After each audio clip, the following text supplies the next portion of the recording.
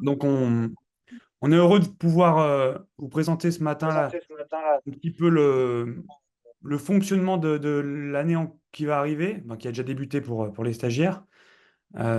L'idée, c'est de faire vraiment un focus sur les éléments essentiels à avoir vous concernant sur l'organisation du BPGEPS, de l'alternance, que ce soit en formation et en club, et également un petit peu préciser les devoirs de chacun. Donc, quand on dit chacun, c'est les tuteurs, c'est quoi être tuteur, c'est quoi être dirigeant quand on a un apprenti. On est trois aujourd'hui, donc il y a moi-même, Jonathan Bonneau, qui m'occupe d'accompagner les clubs et les jeunes dans la phase de contractualisation. Et il y a également mes deux collègues Jérémy Vial et Nicolas que je vais laisser se présenter. Je commence, Nico. Donc moi, Jérémy Vial, donc je suis donc salarié de la Ligue Aura de basket. Je m'occupe plus précisément des personnes qui sont en post-formation BPGEPS. Donc à l'issue de leur BPGEPS, je les accompagne vers d'autres parcours de formation et je coordonne aussi la formation DETB sur le secteur Aura, sur la formation qui se déroule en semaine. Voilà, Nico, à toi. Bonjour tout le monde, donc Nicolas Crétin, ouais, donc moi je suis coordinateur pédagogique, donc en fait voilà, j'encadre un peu enfin, je suis plutôt par rapport au programme, les différents cordeaux des 9 secteurs là. Voilà. Alors, juste avant de démarrer, les petites règles un peu de base lorsqu'on fait une visio. Déjà, ouais, tout le monde doit vraiment avoir le micro coupé. Normalement, on les a coupés, mais quand on arrive, on essaie de vraiment toujours couper les micros. Si jamais vous avez une question, il y a le chat dans lequel vous pouvez poser la question. Et comme ça, à chaque petite fin de partie, sachant qu'il y aura trois parties, durant cette visio, on prendra les questions. Donc, la première partie traitera un petit peu sur l'organisation globale, comment ça va se dérouler. Une deuxième partie avec Nicolas qui présentera vraiment le rôle des tuteurs. Et Jérémy finira par la partie un petit peu plus légale, vu qu'il est avocat de métier et juriste. Il pourra nous présenter tout ce qui est fonctionnement en termes de cadre horaire légal pour un apprenti. Euh, Sachez qu'on va enregistrer la visio, donc on pourra vous la transmettre derrière. On la transmettra aussi peut-être à ceux dans le club qui pourraient être intéressés par toutes ces informations également. Donc on enverra ça durant la semaine prochaine. Allez, on démarre. Donc pour faire un petit déjà rappel sur l'IFRAP, ce que c'est, bah, c'est tout simplement une entité de la Ligue de basket Auvergne-Rhône-Alpes. C'est l'organisme de formation qui va s'occuper vraiment de dispenser les formations sur l'ensemble du territoire Auvergne-Rhône-Alpes, dans tous les départements.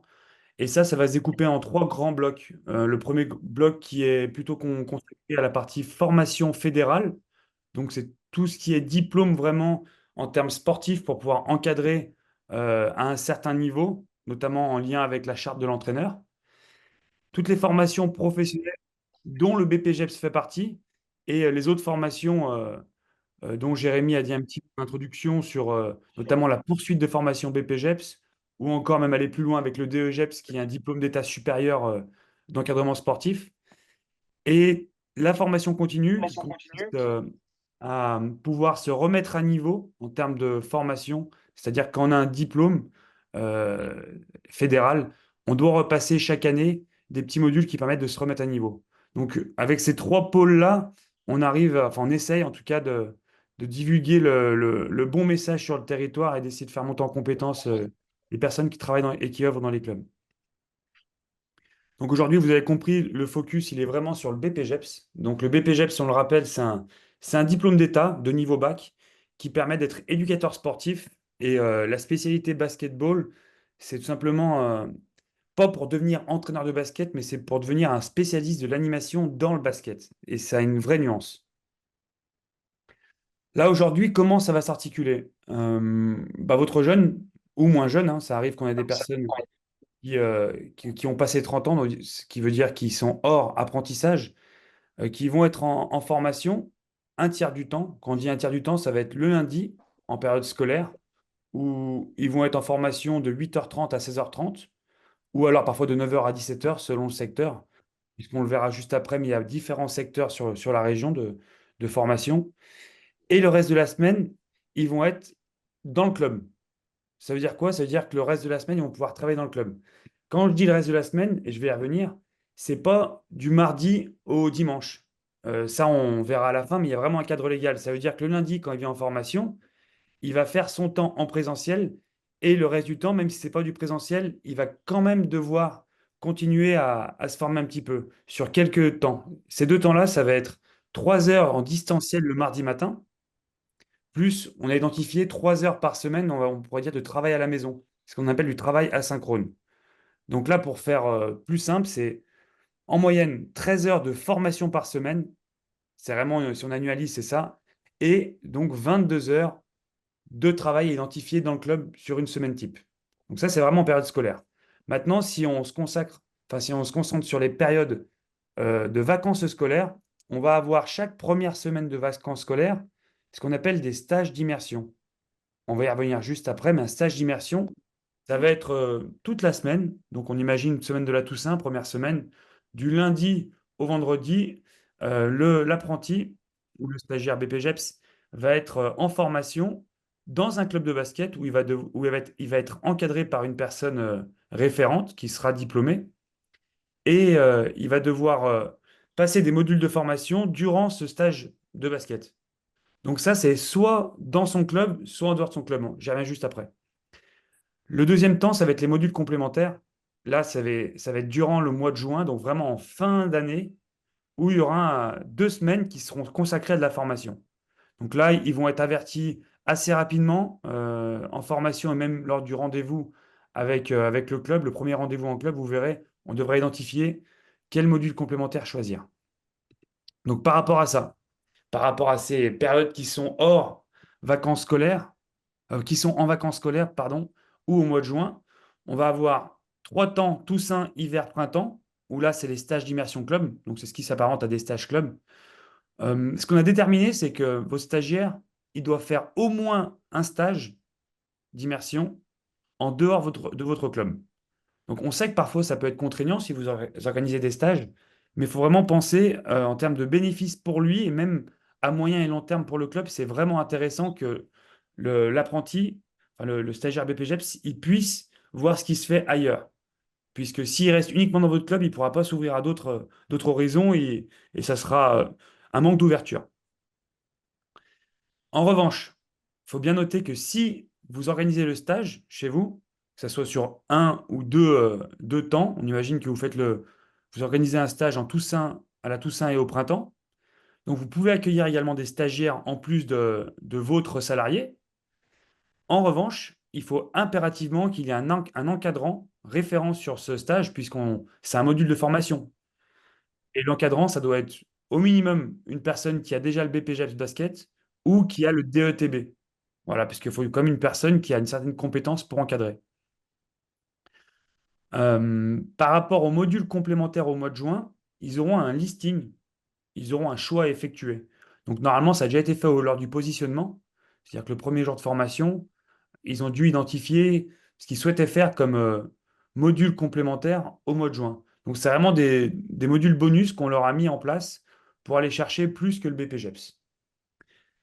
Si vous avez des questions, on pourrait revenir là-dessus. Sur l'ensemble de l'année, on va essayer d'accompagner un maximum les stagiaires et surtout le club sur le fait que tout se passe bien dans la structure et surtout pour éviter que ça dérape et qu'on sorte un peu des clous. Donc, on a identifié 3 temps pour ça. Il y a un premier temps qui va être entre le mois d'octobre et la fin décembre, où là, ça sera un rendez-vous dans la structure. L'objectif, c'est d'observer un petit peu comment ça va se passer lorsque le jeune va encadrer, est-ce qu'il est accompagné, à quoi il a accès comme matériel, comme infrastructure. Et surtout, c'est un temps de rencontre avec le club où là, on va pouvoir tout de suite voir si, OK, on est parti sur de bons rails, c'est OK par rapport à son projet qu'il a en tête. J'y reviens juste après par rapport au projet, hein. Mais on est dans les clous par rapport à ça. Et surtout, on évalue le stagiaire pour qu'il ait un petit ressenti de sa méthode d'animation. Ça sera aussi un temps d'échange avec les dirigeants pour savoir si ça se passe bien, s'il y a des difficultés rencontrées, comment on peut aménager ça, comment on peut l'améliorer. Le deuxième temps se déroulera durant le milieu d'année, donc entre janvier et mars, où là, ça pourra être en distanciel. Ça arrive qu'on le fasse en présentiel s'il y a vraiment il y a un besoin, mais en général, c'est en distanciel, vu qu'on a cette année plus de 100 stagiaires BPGEPS et plus de 200 si on confond toutes nos formations, on ne peut pas se permettre d'aller en présentiel sur plusieurs temps. En revanche, on le fait quand il y a un besoin, clairement. Le deuxième temps, c'est un point de contrôle de mi-parcours, voir si on envisage des difficultés pour la fin d'année. On peut déjà commencer à parler de l'avenir, même s'il y aura un troisième temps qui sera consacré à ça. Et là, ça sera avec Jérémy ou avec un représentant de Jérémy, puisque Jérémy, lui, est vraiment destiné pour le club et le stagiaire à envisager ce qu'il va le faire après. Est-ce qu'on est sur une pérennisation tout de suite, avec pourquoi pas un CDD, un CDI, même si c'est rare parfois après un BPGEPS, ou dans quelle formation le jeune peut enchaîner et quelle formation est intéressante pour la structure. Donc là, c'est vraiment l'objet du troisième temps. On abordera aussi à ce moment-là la certification pour être sûr que tout est OK pour le structure et pour le jeune.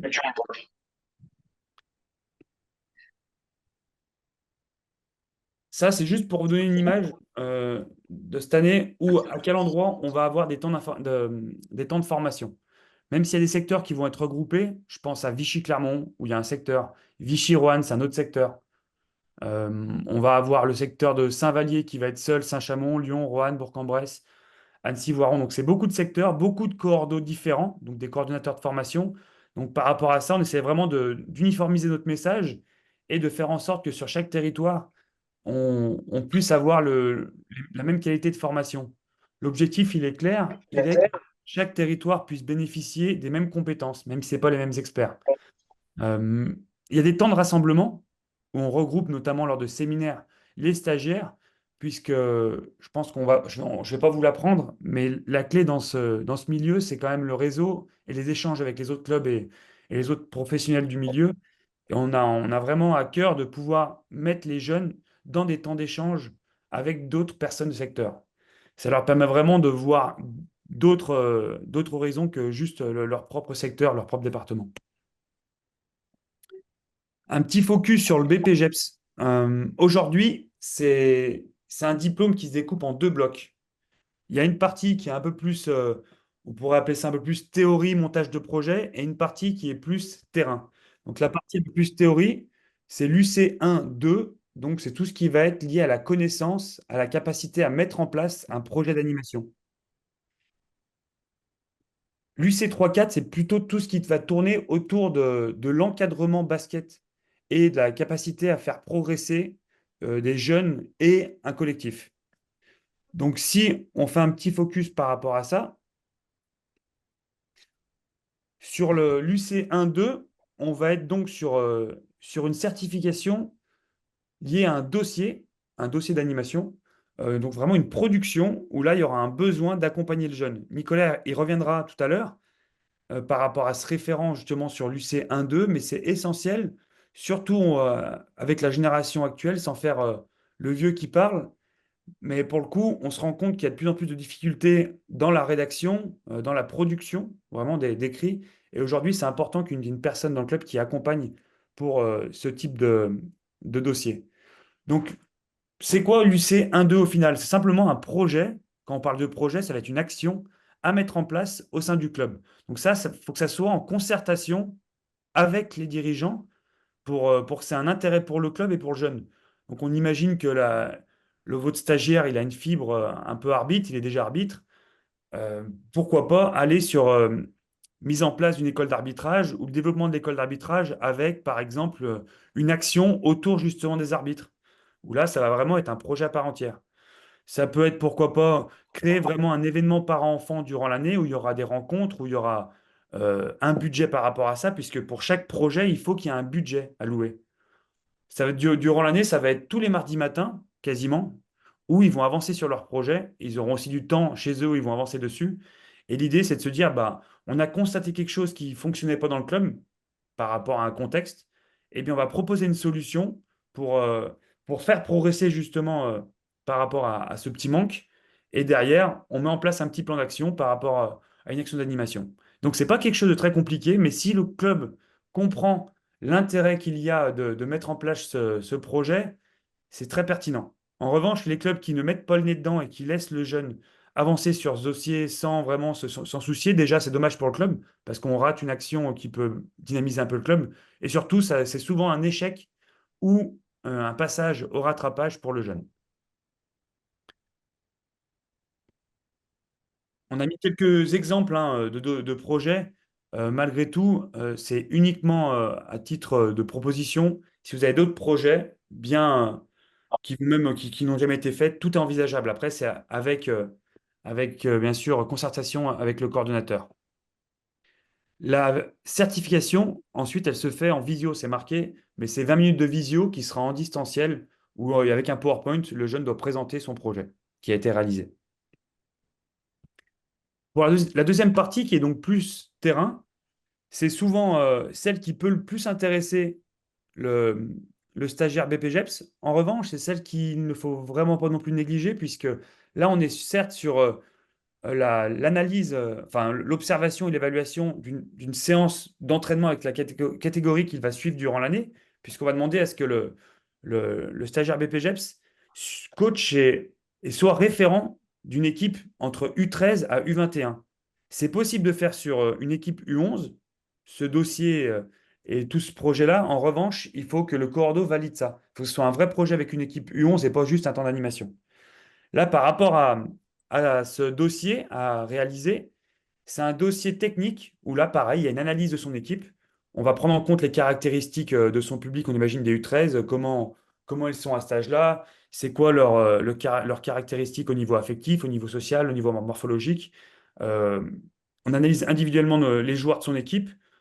Au niveau collectif, qu'est-ce qu'on peut créer? Quelles ressources on a dans le club en termes d'infrastructure, en termes de créneaux horaires, pour mettre en place mon projet de jeu avec mon équipe. Et derrière, je mets en place des séances et des cycles d'apprentissage sur une saison. Et chaque cycle va devoir être réadapté pour qu'à la fin, lors de l'évaluation, enfin, le jeune puisse faire sa séance d'entraînement, puis montrer ce qu'il avait prévu avec cette équipe, dire si ça s'est bien passé ou pas, pourquoi il a fait comme ça, qu'est-ce qu'il a modifié. Et c'est vraiment enrichissant pour comprendre comment on fait progresser un groupe et individuellement des joueurs.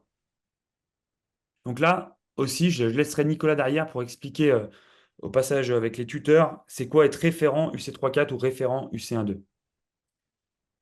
Alors là, j'ai enchaîné vraiment la partie présentation globale. Avant qu'on passe au mot du tuteur, il y a peut-être des questions. Je ne sais pas si Jérémy ou Nico, vous avez vu les questions dans le chat. Non, pour l'instant, écoute, j'ai rien vu. Ok, très bien. Ah, bah, il y a une main levée, donc on peut verrouiller le micro et prendre directement la parole. Tu me sens là? Ouais, donc c'est Sandra de Cramprin J Basket. Moi, je voulais juste, alors c'est peut-être des cas particuliers, mais pour des jeunes qui ont déjà fait un BPGEPS APT l'année dernière et qui enchaînent sur le BPGEPS option basket, j'ai cru comprendre qu'il pourrait y avoir des plannings allégés. L'UC 1 et 2 étant peut-être déjà validés sur le cycle de l'année dernière. Donc en Ouais, fait, ouais. c'est une bonne Est-ce que question. C'est pas un cas isolé, hein, ça va être le cas pour beaucoup. Alors ça, lors du positionnement justement qu'ils ont fait à l'entrée en formation lors du séminaire, euh, Nico, tu me contrediras si je me trompe, mais ils ont bien identifié s'il y avait des allègements et des dispenses par rapport à ça. Donc allègement, ça veut dire qu'il y aura moins de temps de formation puisqu'ils ont déjà la certification ou une expérience qui permettrait de dire qu'ils peuvent faire un peu moins. Et la dispense, c'est vraiment qu'ils ont déjà l'assertif et donc ils sont dispensés à la fin. Et Ouais. ça, on aura les infos au cas par cas prochainement. Vous allez recevoir un planning, en fait, un planning annuel en fait, que le Cordeau va construire en fonction des allègements. Et donc, qui va vous indiquer en fait quand il sera vraiment pris et pas pris, en fait. En sachant que des fois, il peut y avoir quelques changements, mais si je résume pour une personne qui a déjà un BPGEPS, donc APT ou autre, il est dispensé du C1-2, donc de certification à la fin. Et nous, on les allège en fait des cours autour de la démarche projet. Par contre, on les laisse sur l'UC1 connaissance des publics parce que c'est spécifique basket, mais ça, c'est en présentiel. Donc, en fait, le présentiel, ils sont très peu allégés pour le lundi en présentiel. Ils ont quasiment tous les cours en présentiel. Par contre, ils ont très peu de mardi matin en distanciel. Donc, ils sont allégés en fait des cours autour de l'UC2, donc démarche projet, de l'UC1 autour de la législation, l'environnement autour, parce que c'est des thématiques qu'ils ont déjà fait sur l'autre BP. Voilà. Ok. Et par contre, ils n'auront pas de certification à la fin. Donc, il y a le lundi, mardi, là, c'est deux jours qui englobent les certifications. Donc, lundi, mardi, ça va être début mai, 4 et 5 ou 5 et 6 mai, là, où ils ont les certifications UC1-2. Ces 2 jours-là, eux, ils auront rien du tout. Ils n'auront pas de cours. Ok, merci. Voilà. Il y a une deuxième main levée, Nathalie Girard.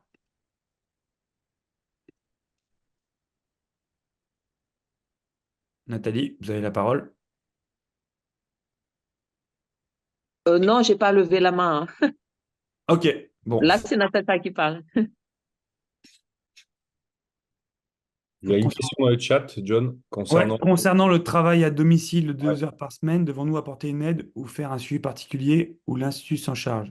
Il y aura les deux, je dirais. Les deux. Ouais, nous, en fait, on leur passe souvent des commandes. Ils ont avancé en fait dans la saison avec des commandes qui leur permettent en fait de soit d'acquérir certaines compétences et qu'on vérifie après en cours, soit c'est pour avancer dans la construction de leur dossier. Donc ça, à l'arrivée, nous, les cordeaux, ils essaient de faire ce suivi-là, mais par contre, le temps qui est de 2 ou 3 heures, c'est plutôt 3 heures qu'on leur demande en travail individuel à la maison, là, sur le travail asynchrone. À vous, dans leur temps de travail, en fait, dans leur temps, leur planning hebdomadaire, de leur réserver ce temps-là. Et après, de faire en sorte quand même qu'ils travaillent, quoi. Après, on ne vous demande pas d'être avec eux tout le temps, mais si vous leur dégagez le jeudi matin de 9 à midi, bah, faire en sorte peut-être qu'il ait accès à un bureau ou pas pour qu'il sorte un peu de son environnement pour venir travailler, soit vérifier avec lui quand même qu'il ne se lève pas tous les jeudis à 11 heures, quoi. Donc ça, nous, on ne sera pas derrière eux pour ce moment parce que certains vont avoir ces 3 heures un mardi après-midi, d'autres le jeudi matin, d'autres le vendredi. Donc voilà, nous, on suit juste si les travaux demandés sont faits et on vous indique par contre quand les travaux demandés sont pas réalisés, quoi. Du Voilà. coup, merci de la réponse. Je rebondis à l'oral. Je vous demande ça parce que par expérience, par rapport aux autres apprentis qu'on a eus, le travail à domicile, malheureusement, il est rarement fait. Ouais. Donc, après, on se retrouve en galère en fin de projet pour les aider et mettre la seconde. Du coup, est-ce qu'on peut leur demander, nous particulièrement au gymnase, on a une buvette avec bureau, rétroprojecteur, etc., où ils sont en capacité de travailler la Wi-Fi. Est-ce qu'on peut lui proposer de venir au gymnase pour faire ces 2-3 Ah ouais, heures-là? complètement, c'est même une bonne idée en fait. Les sortir un peu de leur environnement, on va dire du canapé, si... c'est pas Mm. mal en fait, je pense. Et puis ça les amène un peu comme l'a dit John, ils sont quand même, ils sont jeunes. Il y en a certains qui débutent en fait vraiment parce que ça reste un contrat de travail, hein. Donc les amener à avoir des habitudes en fait pour venir au travail, avoir des choses à faire, c'est quand même important et essentiel.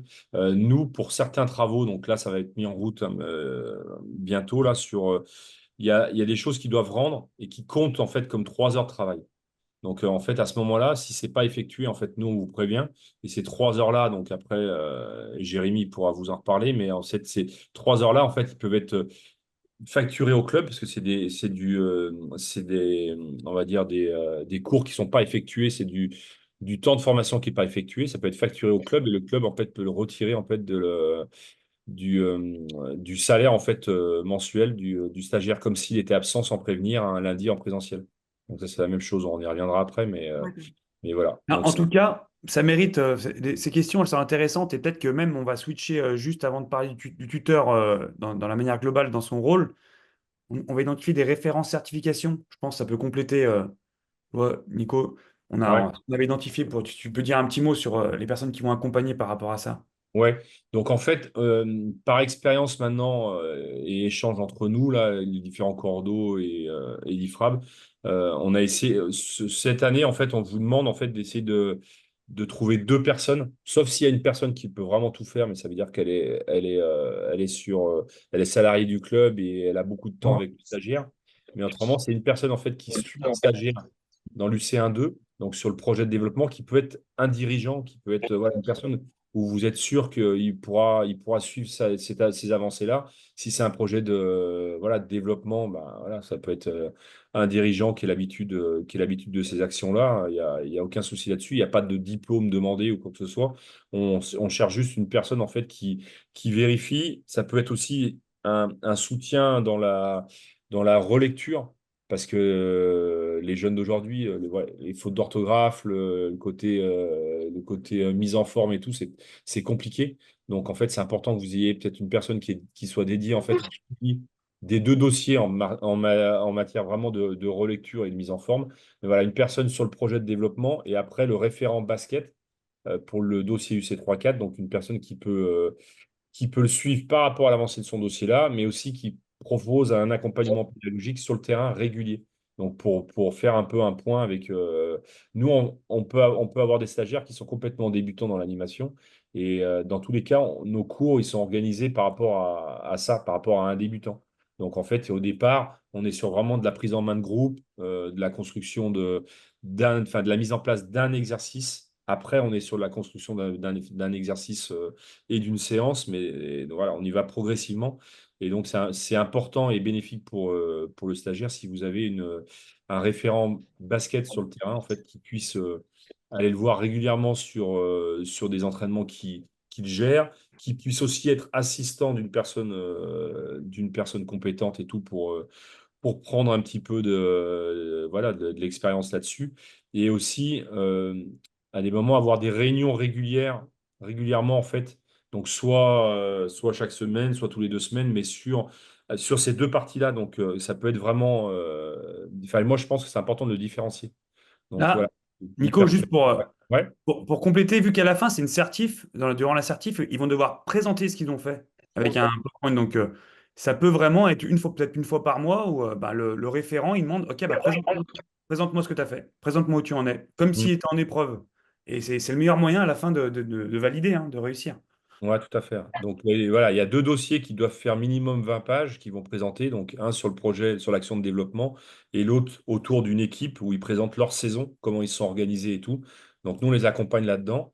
Mais par contre, obligatoirement, on n'a pas la main sur eux la semaine. Donc c'est important en fait que vous puissiez en fait suivre l'évolution, lui donner des conseils, ne pas hésiter en fait à avoir un contact régulier aussi avec les coordonnées de secteur parce qu'à l'arrivée, l'IFRAB a choisi il y a quelques années en gros de se démultiplier sur le territoire, mais par contre en mettant sur chaque territoire des personnes qui connaissent parfaitement le territoire, donc qui sont issus de ce département-là ou qui étaient conseil technique sur le comité. Donc voilà, donc, dans tous les cas, il ne faut pas hésiter en fait à avoir un lien régulier avec les coordonnateurs, donc soit par téléphone, soit par mail.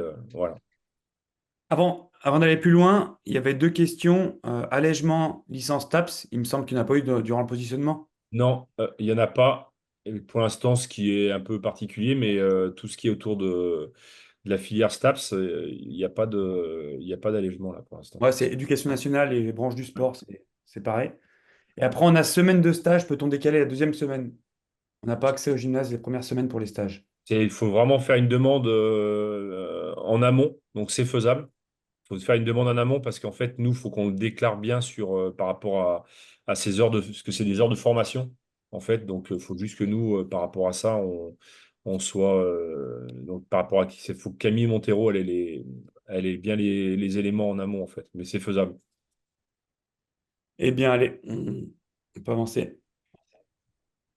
Voilà, donc pour le rôle du tuteur, donc comme on vous l'a dit là, donc l'important au départ, c'est s'il ne connaît pas, si votre stagiaire ne connaît pas la structure, c'est vraiment d'avoir un accompagnement et puis une intégration en fait, lui faire entre guillemets le tour du club, c'est-à-dire que ça soit le haut niveau infrastructure et aussi qui fait quoi, les ressources humaines qu'il peut avoir. Voilà, l'accompagner après sur l'image et l'attitude professionnelle. Donc nous, on a fait, lors du séminaire, il y a eu des interventions autour de ça. Et on en parlait un petit peu moins avant, mais beaucoup plus maintenant. Ils sont beaucoup plus jeunes. Ils ont les codes qui sont des fois un peu en décalage. Donc, l'important, en fait, nous, on insiste beaucoup en fait, sur la tenue déjà, comment il doit être habillé. Donc voilà, que ce soit et si vous avez des polo clubs et ainsi de suite, et ben mettre en avant ce côté-là. Nous, on leur fournit aussi un équipement IFRAB, donc ils peuvent mettre aussi lors des entraînements. Après, si vous avez voilà, des pulls et ainsi de suite, mettez-le en fait. Il faut qu'ils se mettent en basketteur quoi, quand il entraîne et ainsi de suite. Ça, c'est très important. Qu'il arrive à l'heure, qu'il dise bonjour à tout le monde et ainsi de suite. Ça paraît simple comme ça, mais c'est pas si simple. Donc voilà, il l'accompagne là-dedans, en fait, dans ce qu'il doit faire et ce qu'il n'a pas le droit de faire, par rapport aussi à la gestion des réseaux sociaux. Donc faites attention à ça. Donc nous, on leur a donné deux, trois infos là-dessus. Donc le côté interdiction en fait de créer des groupes WhatsApp qu'avec les joueurs ou les joueuses donc mineurs. Donc, il faut toujours qu'il y ait des parents dessus et un dirigeant. Donc, ça, c'est important. Et ça, on leur fait passer ce message-là. Donc, faites attention à ça. Dans les communications qu'ils peuvent avoir sur tous les autres réseaux, nous, on ne maîtrise pas tant que ça. On ne va pas suivre ça. Hein. Donc, faites attention à ça. Voilà. Et derrière, l'accompagnement pédagogique et maîtrise technique sur le terrain. Donc, ça, le référent basket. Donc, ça, vous allez devoir l'accompagner en fonction des montées en compétences que nous, on propose sur la formation. Voilà, donc ça, c'est les résumés donc, de ce que je vous ai dit. Donc voilà, statut, organigramme du club, le présenter les différentes équipes. Par rapport aux deux dossiers, ils vont devoir en fait faire une analyse interne et externe de votre club. Donc en gros, l'historique, aujourd'hui ce qu'il y a, les clubs concurrents autour, les associations sportives qui existent dans votre ville ou village, donc qui peuvent être concurrentes, hein, le club de gym d'à côté, et ainsi de suite, qui arrivent à comprendre en fait l'environnement dans lequel ils travaillent et qui puissent derrière en fait voir en fait les différents axes de développement que le club peut bénéficier, quoi. Voilà, donc ça c'est important par rapport au projet de la structure derrière de développement. Et l'intégration progressive et participe au niveau de la participation active à la vie et au projet de la structure. Donc nous, on leur parle bien du côté salarié, mais dans un monde de bénévoles et dans un monde associatif. Donc voilà, on leur explique bien qu'à des moments, c'est important en fait qu'ils comprennent que quand on donne un coup de main parce qu'il y a un coup de chaud à la buvette ou sur une manifestation, et ben, il y a des moments, il faut arriver à comprendre aussi que ces heures-là, elles peuvent être aussi, ça peut être des heures bénévoles qui sont là en fait pour accompagner le club, quoi, tout simplement. Donc image et attitude, ce que je vous ai expliqué avant. Voilà, apprendre à ranger le matériel, sortir le matériel, la ponctualité, l'assiduité, donc qui est de plus en plus compliqué avec ces jeunes-là. Et après, au niveau de la communication par rapport aux différents publics, donc ils ont des cours dessus. Donc voilà, à vous aussi de continuer de les accompagner là-dedans, quoi. Relation avec les parents. Donc ils ont eu des cours sur les réunions de pré-saison, donc comment organiser ça. Et ça, on vous demande d'être vraiment présent sur ces moments-là, quoi, obligatoirement. Voilà, pédagogie, maîtrise technique. Ça, c'est en gros un petit peu le panel des différentes thématiques qu'on va évoquer cette année. Donc voilà, il y a beaucoup de choses. Après, il faut savoir que c'est des groupes souvent d'une quinzaine en cours. Donc voilà, ils passent sur le terrain, ils passent un peu moins, ça dépend des profils. Donc rien ne remplace le travail la semaine. Et c'est là-dessus qui va se construire. Donc l'accompagnement est nécessaire, vraiment nécessaire au niveau du référent basket. Donc voilà, l'IFRAB s'engage auprès des tuteurs donc à être à l'écoute et disponible. Donc là, comme vous avez deux solutions, soit d'avoir un relais régulier avec le coordonnateur de votre secteur. Donc, il ne faut pas hésiter, ils sont là pour ça. Soit si ça peut arriver hein, qu'il y ait un problème avec le coordonnateur. Donc à ce moment-là, c'est en fait passer en fait un coup de fil à l'un de nous trois là. Et nous, on essaiera de régler le problème s'il y a un problème à régler derrière, quoi. Voilà, informer et échanger donc, sur l'évolution du stagiaire. Donc, enfin, c'est ce que je vous ai expliqué avant, mais je pense que c'est comme ça que la formation est la plus intéressante, c'est s'il y a des va-et-vient assez récurrents, quoi. Voilà. Et donc derrière, sur les visites en structure, ce qu'on souhaite, c'est que surtout sur la première, c'est de voir en fait le stagiaire lors d'un entraînement avec son groupe. Le mieux, c'est avec le groupe sur lequel il va présenter lors de la certification UC3, UC4 et qui est lors de ce rendez-vous-là, peut-être le dirigeant référent UC1-2 ou le président s'il a vraiment le suivi le suivi du stagiaire, plus le tuteur. Voilà. Donc, ça peut être un temps avant, un temps après. Voilà, vous n'êtes pas obligé d'être là pendant l'heure et demie d'entraînement. Il y a pas de problème là-dessus, quoi. Mais voilà, on essaye. Ces temps-là sont vraiment nécessaires et très pertinents, en fait, pour l'accompagnement, quoi.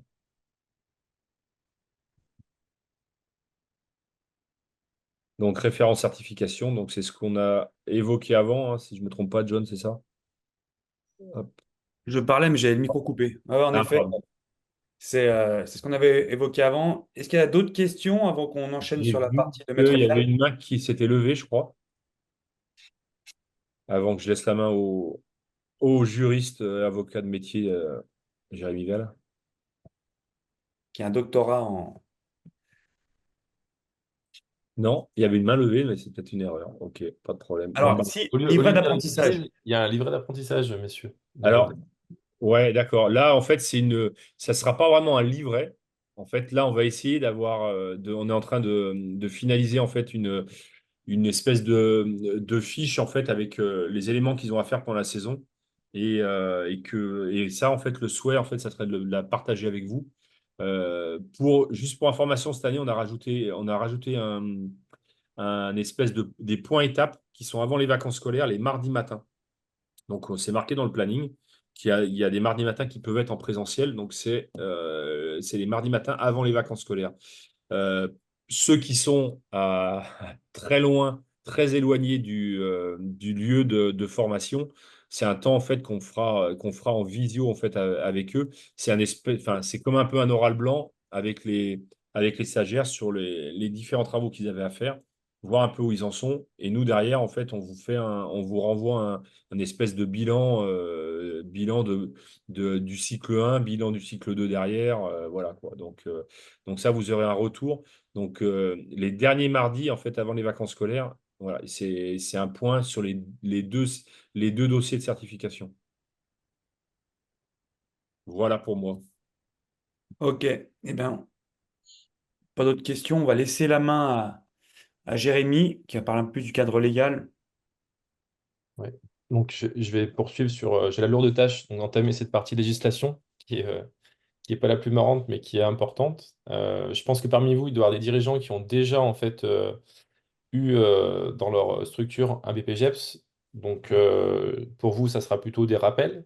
Et pour des personnes qui n'ont pas encore eu l'occasion voilà, d'avoir un apprenti dans sa structure, bah, ça vous permettra de poser un cadre et de partir sur de bonnes bases. Donc, déjà, la première démarche, c'est tout ce qui est autour de la Convention nationale donc, du sport collectif, qui est en fait tout simplement, vous êtes dirigeant donc, d'un club de sport sur le modèle associatif et on relève donc de la Convention collective nationale du sport. Donc c'est un document important sur lequel vous devez vous appuyer pour établir tout simplement le cadre légal concernant la gestion de votre apprenti. Donc je crois que John, normalement sur le lien qui est en bas, voilà, ça va.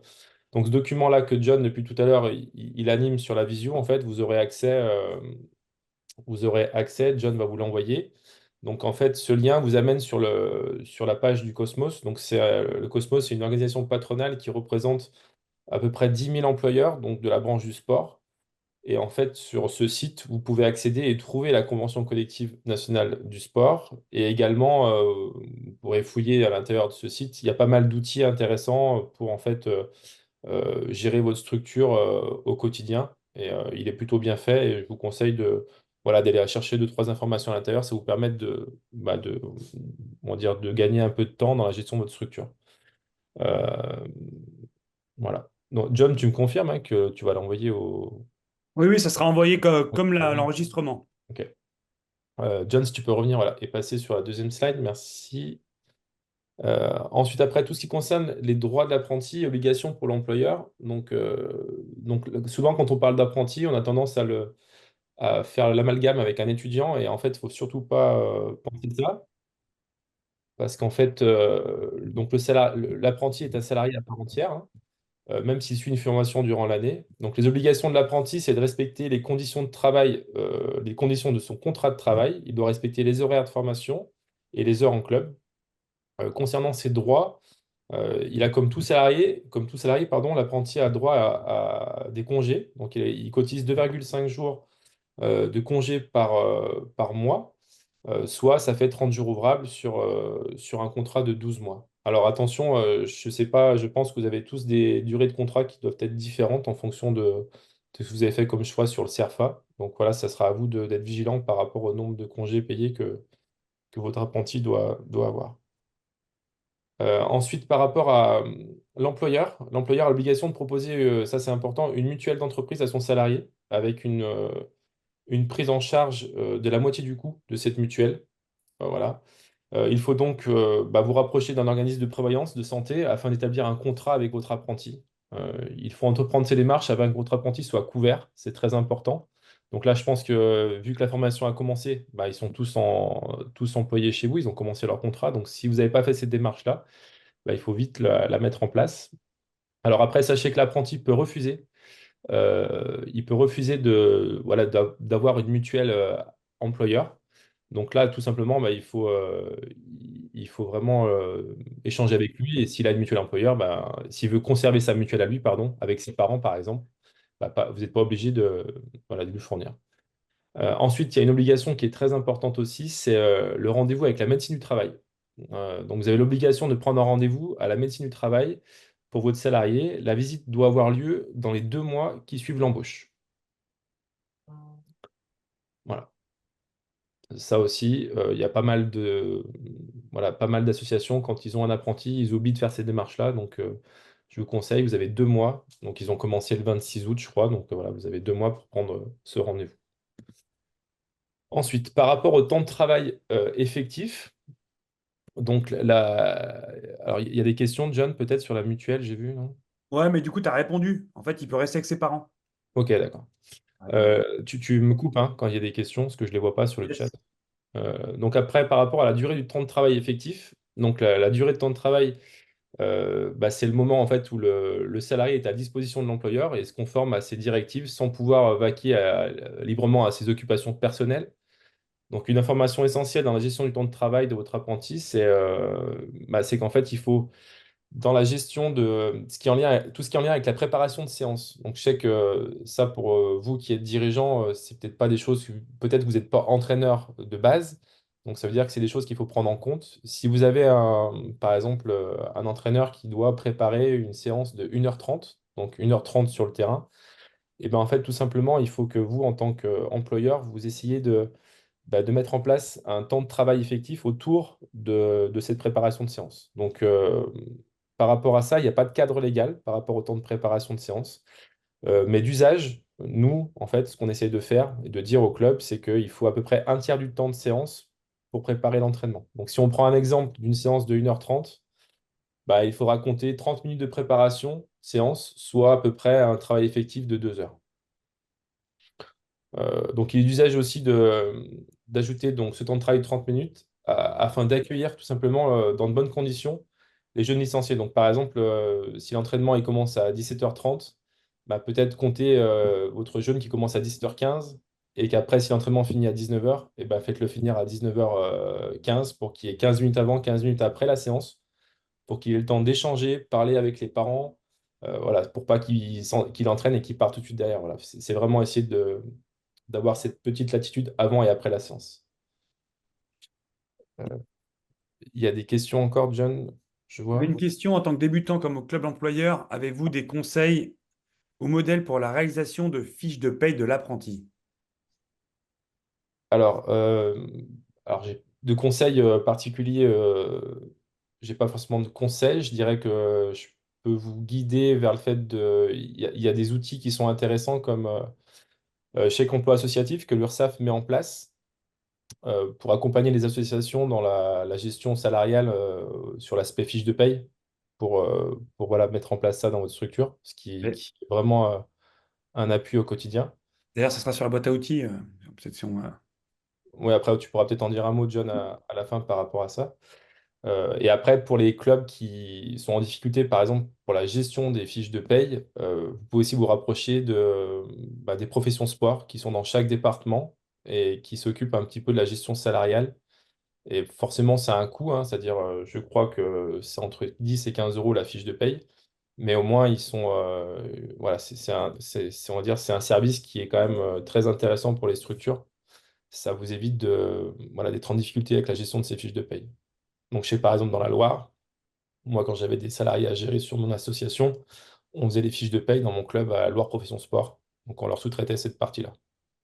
Et ça, dans chaque département, vous avez un profession sport Isère, profession sport Rhône, voilà. Il y en a de partout. Euh, donc ensuite, on va poursuivre avec la partie, tout ce qui est en lien avec les repas et pauses. Donc dans le cadre légal, forcément, on a le cadre légal au bout de 6 heures de travail consécutifs, 20 minutes de pause. Donc ça, je vous le dis, mais bon, c'est peut-être pas tout le temps évident à contrôler dans notre branche. Par contre, il y a un aspect que je voulais vous mettre en avant, c'est dans le cas des repas, du temps de midi, surtout dans votre structure, quand vous avez des enfants qui sont en camp, donc, et que votre apprenti est en responsabilité du camp. Par exemple, le camp commence à 9 heures, finit à 16 heures, et les enfants restent manger sur place. Bah, ce temps en fait de repas avec les enfants, bah, en fait, il faut le compter dans le temps de travail effectif de votre salarié parce qu'il a en responsabilité des enfants du temps de midi. Et là, vous pouvez pas le mettre en pause repas, quoi. Voilà. Euh, John, tu avais encore des questions, j'ai vu? Non, non, après, c'était Ok. rien de neuf. Ensuite, on va basculer sur la partie durée et temps de travail. Donc là, vous êtes sur des contrats temps plein de 35 heures par semaine. Donc, ce qui équivaut à peu près par mois à 152 heures et par an à 1607 heures par an. Forcément, je pars dans l'idée d'un contrat de 12 mois. Donc, en général, dans les clubs, les dirigeants, ils choisissent enfin, majoritairement d'annualiser le temps de travail afin de répondre aux contraintes de périodes hautes et périodes faibles d'activité au sein de l'association. Et dans ce cas-là, quand vous choisissez d'annualiser le contrat de votre apprenti, bah, la Convention nationale du sport, elle fait descendre le total sur l'année à 1575 heures pour, euh, pour l'année sur 12 mois. Donc tout ce qui est en lien avec l'annualisation, en fait, c'est pour tout simplement vous permettre d'avoir plus de latitude pour moduler un petit peu, on va dire, l'activité de votre association. Et forcément, on sait qu'il y a des périodes où il y a plus d'activité que d'autres, et ça permet tout simplement d'avoir un salarié qui soit plus présent sur certaines périodes et un peu moins sur d'autres. Donc, qui dit en fait, si vous optez pour l'annualisation du temps de travail, tout simplement que vous sortez du cadre des 35 heures par semaine, bah, dans ce cas-là, j'attire votre attention sur le fait qu'il y a des règles à respecter sur le temps de travail maximum à ne pas dépasser par jour. Et forcément, il y a des contraintes aussi sur les semaines. Donc par rapport à ça, je ne vais pas vous détailler toutes les dérogations qui sont possibles parce que sinon ça sera long. Mais sur le document que Jonathan va vous partager, on a essayé de vous recenser toutes les informations et les dérogations possibles et les temps de travail maximum par jour et par semaine. Donc vous aurez les informations, ça sera simple pour vous pour après réguler ça. Donc la difficulté par contre quand vous choisissez d'annualiser votre contrat de travail avec votre salarié, c'est le suivi des heures. Parce que forcément, là, on sort du 35 heures classique. Donc là, le jeune, souvent, ben, dans votre structure, je pense qu'il va avoir du mal à compter ses heures. Et quand vous avez la chance d'avoir un bon profil, et ben, qui est tête dans le guidon et qui va s'investir dans votre projet de club, ben, forcément, là, il faut vraiment mettre en place un suivi des heures. Parce que quand vous avez un bon profil, que votre jeune se retrouve à faire 50 heures par semaine et qu'il enchaîne ça souvent, bah, il ne va pas pouvoir réguler ça. Donc, vous devez l'accompagner dans le suivi de ses heures, mettre en place un outil. Je crois que Jonathan, dans la boîte à outils, tu leur as fourni un exemple de d'heures, hein, c'est ça? Hein. Ouais, juste, d'ailleurs, je vais essayer de montrer ce qu'on parle de boîte à outils. Ça fait une ou deux fois.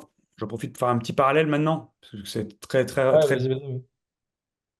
Donc là, Jonathan, sur sa boîte à outils, qui va vous Alors, transmettre c'est aussi. pas ma boîte à outils, c'est une Non, boîte mais oui, collaborative non, qu'on a. mais oui, qu'on a mis en place, mais donc tu leur as mis en place un outil pour Vous voyez l'écran là? Ouais, ouais, je vois, moi. Donc là, il y a plein d'outils par thématique. Et par exemple, dans gestion salariale, là, vous aurez plein d'outils qui peuvent vous être utiles, dont ce qui a été évoqué par Jérémy, chèque emploi associatif, et notamment des planning types, fichiers horaires. Donc, par exemple, planning type, là, juste pour vous montrer, ça, vous allez avoir une sorte de planning qui peut être fait pour un jeune en BPGEPS. Voilà. Il n'y a rien de figé, hein, c'est juste ça vous donne une idée de ce que ça peut être. Et par rapport à la tenue horaire, donc ce que tu disais en dernier, Jérémy, c'est ça? Ouais, bah, s'ils choisissent d'annualiser en fait le contrat, d'avoir un suivi du temps de travail en fait. Et je Ouais. sais que dans la boîte à outils, Donc tu as. là, ouais, on a fait Voilà. pareil, une proposition de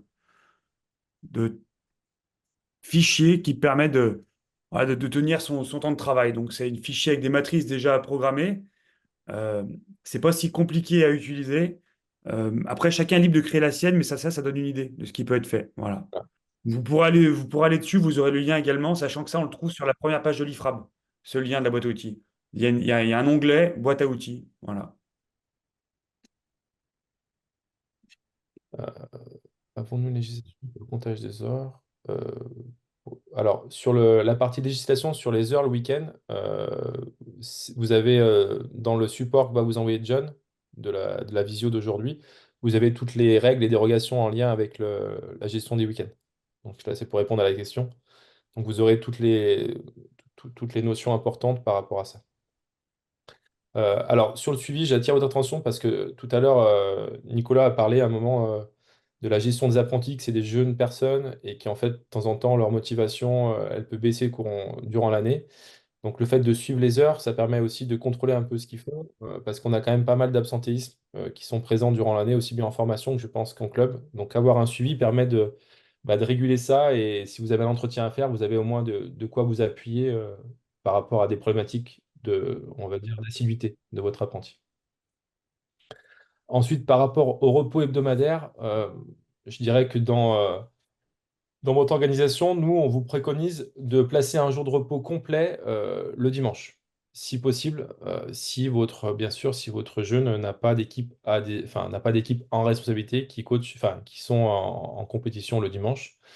Voilà. En effet, le jour de formation et les heures de travail en club, tout simplement, ça c'est euh, qu'est-ce que je vous dis? Pardon, j'ai fait une erreur. Je voulais juste Yeah. vous dire qu'en fait, c'était très important voilà, de mettre un jour de repos. Alors, le dimanche possible seulement si votre jeune n'a pas forcément d'équipe en compétition. Par contre, si vous faites le choix de mettre en place votre jeune qui travaille tout simplement le dimanche, eh ben, il faudra mettre en place des repos compensateurs ou tout simplement mettre en place des heures supplémentaires. Majoritairement, vous choisissez tous de mettre en place des repos compensateurs sur le fait qu'il travaille le dimanche, vous le faites récupérer ça dans la semaine.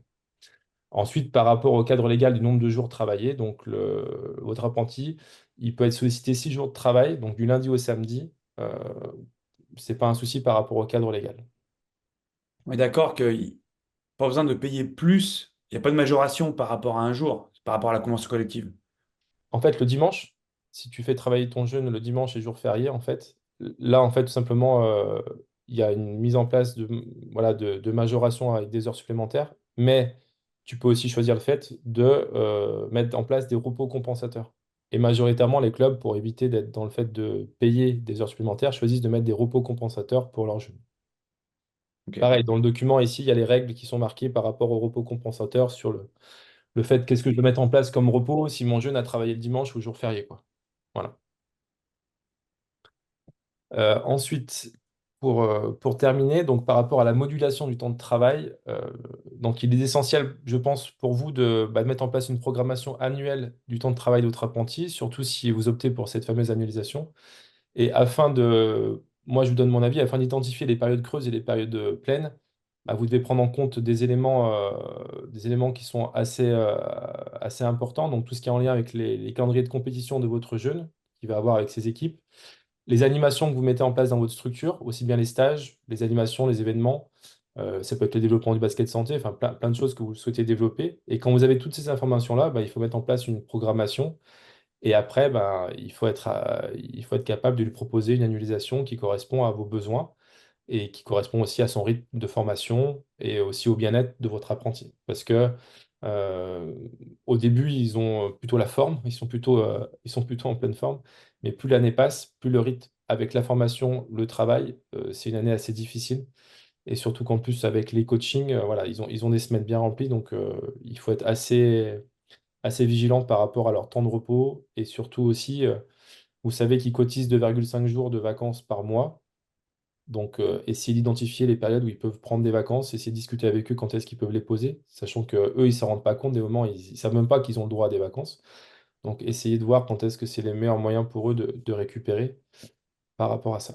Jérôme, Si, oui, juste une question, devons-nous mettre un jour de repos supplémentaire lorsqu'il travaille le dimanche, s'il a déjà eu un jour de repos dans la semaine, par exemple le jeudi? alors en fait, ouais, il faut, quand ils travaillent les dimanches, en fait, bah, forcément, bah, vous êtes obligé de mettre en place normalement, vous verrez dans les dérogations, mais il faut moduler ça. Si vous le faites travailler un dimanche, par exemple, il faut peut-être lui proposer un petit repos un matin pour compenser en fait tout simplement le travail le dimanche ou jour férié, quoi. Voilà. C'est un repos compensatoire. Au lieu de payer ça en heures sup, vous payez ça en repos compensatoire. Voilà. Euh, Après, par rapport au congé, certains clubs se font un peu avoir, surtout en fin d'année, parce que le jeune n'a pas posé ses congés.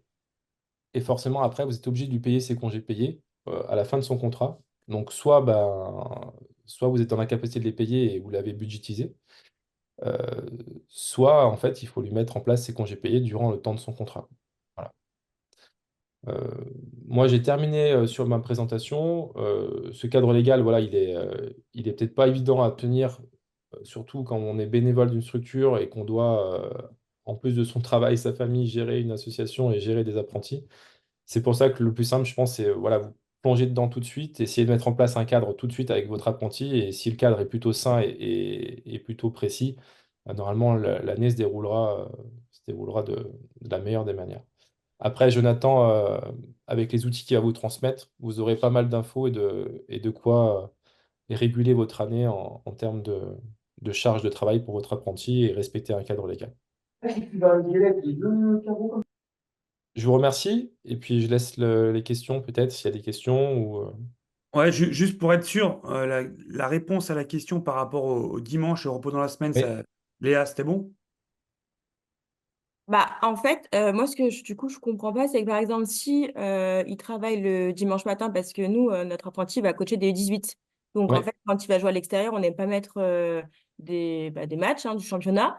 Donc, nous, il se laisse ses jours de repos tous les jeudis. Par exemple, ça veut dire que s'il va jouer le dimanche matin, on peut lui mettre un repos compensatoire le vendredi matin, mais en sachant que normalement, il a déjà pas d'heure le vendredi matin.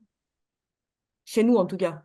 Donc, Vous l'aviez déjà mis au repos le vendredi matin? bah en fait, pour nous, il commence en fin de semaine. Jeudi, il a rien, absolument rien. Et les vendredis, il travaille, mais à partir de 17h30. Donc, il a déjà presque. Il a déjà. S'il faut le bloquer sur le planning, je le bloque pour que ce soit En fait, est-ce que sur votre planning, je crois que Nicolas, tu peux me dire si je dis des bêtises, mais en structure, il doit faire 23 heures, 22, ouais, j'ai noté. 22, et il a déjà ses 22 heures sur votre planning? Bah non, parce que le week-end, justement, moi, il a ses 12 ou 13 heures de formation, il a 10 ou 11 heures d'entraînement, et après, le reste, ça va varier selon le championnat. Il y a des D'accord. matchs, enfin, il y a des week-ends, il va avoir beaucoup plus d'heures s'il est à l'extérieur, des gros trajets, etc. Des matchs, des week-ends où il aura beaucoup moins d'heures, ça, on n'est pas trop mettre en avance. Ok. Bah, déjà, là, sur cette partie-là, quand on voit le planning, comment vous l'avez structuré, il a seulement 11 heures sur la semaine. Ça veut dire que déjà, vous l'avez prévu de quoi avoir des temps de récupération. Oui, oui, bien sûr, oui. Donc là, je pense pas qu'il y a besoin de rajouter une autre période par rapport à ça. D'accord. Vous avez Ok. déjà planifié. Par rapport à ça, là, je regarde en même temps un texte et quand le jour de repos est fixé un autre jour que le dimanche, en Mhm. fait, la règle dirait qu'il faudrait au moins une fois sur deux qu'il y ait un repos le dimanche. Mais parfois, c'est pas le cas s'il y a un match tous les dimanches. Donc, il faut qu'il y ait un nombre minimum de dimanches durant la saison de libérer malgré tout. Voilà. Mais donc, du coup, s'il a son jour de repos le dimanche, enfin, ça veut dire que son jour de repos, il peut varier, il n'est pas obligé d'être toujours le même jour. Alors, si c'est identifié à l'avance, oui, c'est bon. Ok. Bon. Après, ouais, il y a un nombre, vous verrez dans le document, il y a un nombre de dimanches Mm. que vous pouvez travailler dans l'année, en fait. Je crois que c'est 15, je ne sais plus exactement. Excusez-moi, bonjour, Monsieur Caron pour Grenoble, Bonjour. Basket 38. Voilà, je suis conseiller prud'homal aussi dans le droit du travail privé. Donc, j'arrive juste. La convention collective, c'est donc celle du sport, non? C'est ça? Oui, bah, ça dépend de quel. Il y a certains clubs qui sont pas celles du sport parce qu'ils font partie de clubs omnisport, par exemple, Oui, ou d'animation, mais nous, c'est celle du sport. Ouais. Mm. d'accord, ok, merci. Est-ce que il y a d'autres questions? Ou alors on va vous libérer. On va se libérer aussi nous-mêmes. Euh, Dans tous les cas, Ah, comme on l'a si, précisé, on enverra. John, j'ai oublié de parler des temps de trajet. Parce que certainement, il y a aussi ça à prendre en compte, c'est les temps de trajet. Les temps de trajet, quand votre apprenti se rend sur les lieux de formation le matin, par exemple, ça, forcément, c'est pas du temps de travail. Hein. Il se rend sur son lieu de formation, sur le lieu de travail. Par contre, quand la journée commence et que, par exemple, il commence à 9 heures dans votre club et qu'il finit à 17 heures, et dans cette plage horaire-là, vous lui demandez de se rendre sur différents gymnases, par exemple, pour mettre en place ses missions d'entraînement, par exemple, bah là, les temps de trajet, il doit être considéré, il doit être compté dans son temps de travail à votre jeune, parce que durant sa période de travail, vous lui demandez de se déplacer sur différents sites. Donc ça, c'est important à prendre en compte également dans le temps de travail effectif. Voilà, c'est ça que je voulais rajouter, John, c'était tout. Eh bien, on a fait le tour. On a essayé de tenir en 1 heure, c'est très bien. Merci à vous d'avoir été présents. Vous étiez quasiment 70 à un moment donné, donc c'est super. Une majorité de clubs et d'apprentis représentés, malgré le délai un peu court et le changement qu'on a eu dans l'emploi du temps. Initialement, c'était prévu la semaine dernière, mais on a eu un petit contretemps. Voilà. Vous aurez tout cela par mail d'ici la semaine prochaine. Ok. Passez une bonne journée. Juste une dernière question, s'il vous plaît. C'est trop tard, c'est trop tard. Non, je plaisante, Alex. Mince, bon, je raccroche. Lionel de Souza, Théo Basket, parce qu'on a déjà eu le cas et par rapport au temps de trajet, quand sur un week-end de match, le BP se déplace pour un match à l'extérieur. Son temps de travail débute du moment où il quitte le gymnase pour emmener son équipe. Ouais. C'est Bon, ça? ouais, ouais. Même Ok. si, même s'il n'est pas, parce que j'ai eu le cas, même s'il conduit pas, hein, c'est-à-dire si c'est pas lui qui véhicule les jeunes, si c'est quelqu'un qui le conduit, il est quand même dans son temps de travail. Ouais. D'accord. Ouais. Parce que du coup, ça peut influer beaucoup si vous avez une équipe qui joue en région avec les jolis petits déplacements qu'on arrive à faire maintenant. Vous faites pas, Ouais. vous pouvez faire 6 heures ou 8 heures sur une semaine, rien que sur un déplacement, quoi. Bah ouais, c'est ça qui est pas évident à quantifier. Je suis d'accord. Ok. Une, une petite Merci question, moi, encore. juste. Ouais. Une petite question sur l'annualisation du temps de travail des BPGEPS. Oui. On est d'accord que on est obligé de leur faire un certain nombre d'heures dans la semaine et que si on leur fait pas faire, on n'a pas à leur demander de récupérer au mois de juillet en leur enlevant des congés payés ou en tout cas en les faisant travailler en plus, hein. Alors, c'est-à-dire s'ils font moins d'heures dans votre semaine qui est prévue, moins de Oui, 35 heures, vous voulez dire? ouais, ouais. Bah, après, j'ai envie de dire que s'ils font moins de 35 heures, euh, c'est parce que vous avez pas assez de missions à leur mettre en avant, c'est ça que vous voulez dire? Oui, oui, oui, oui. Bah, là, c'est l'employeur qui perd un peu D'accord. Non, mais moi, financièrement. je suis conseiller prud'homal salarié, donc je vais pas vous dire le contraire, hein. Donc voilà, c'était juste pour ça, c'était voilà, que ça confirme bien. Il y a des situations de club, en fait. Moi, j'ai été amené à juger au prud'homme des dossiers comme ça, où effectivement, les clubs ne faisaient pas faire assez d'heures à leur BPGEPS, et à un moment donné, ils leur demandaient de réclamer de venir travailler au mois de juin beaucoup plus d'heures, 40 heures, 45 heures, ce qui est complètement illégal. Donc c'était juste pour que on soit, voilà, Bah, que ce soit. surtout s'ils n'ont pas annualisé le contrat dès le début et qu'ils se réveillent au mois de juillet pour leur dire, bah non, là tu nous fais 5 heures. Ouais, non, c'est pas possible ça. Ouais. Ok. Merci. De rien. Bon, eh bien, merci à tous. Merci Jérémy, Nicolas. Et puis, bonne journée et à très vite Excuse- sur les terrains. par- Pardon, Merci. Jonathan. Encore un faux départ. Salim. Merci, au revoir. Au Au revoir. revoir. Céline, vas-y, Non, vas-y. moi, non, c'est une question pour Monsieur Vial. Je vous écoute, monsieur. Ouais, salut, Jérémy. Excuse-moi, c'est rien à voir avec le BP. Mais juste, tu vas nous envoyer tu sais, sur le DTB qu'on a fait. Peut-être qu'on verra ça en dehors, Céline. Juste, on va Bah, je l'ai fait partir, le document. Je l'ai pas eu, c'est pour ça. Bon, bah, c'est parce que je voulais pas te l'envoyer. Merci, Jérémy. Non, je t'enverrai, je t'envoie. Mais je l'ai envoyé. Merci. Non, je te fais partir, t'inquiète. Merci. Et merci à vous pour la réunion. Je le fais tout de suite, Salim. Merci. Salut. Au revoir. Salut. Merci, au revoir. Au revoir. Au revoir. Au revoir tout le monde, merci à vous. Merci à tous. Au revoir.